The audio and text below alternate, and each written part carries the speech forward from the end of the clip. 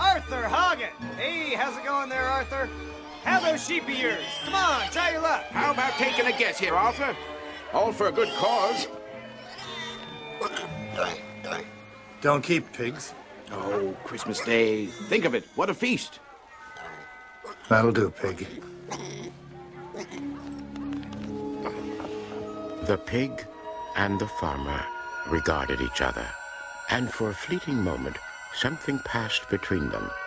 A faint sense of some common destiny. Strange. First time little thing hasn't screamed its head off. Now you'll have to have a guess. 16 pounds, 2 ounces. Thanks, Arthur. We'll be weighing the little pig tomorrow. We'll phone you if you win. Good news, Arthur, you won the pig! Oh.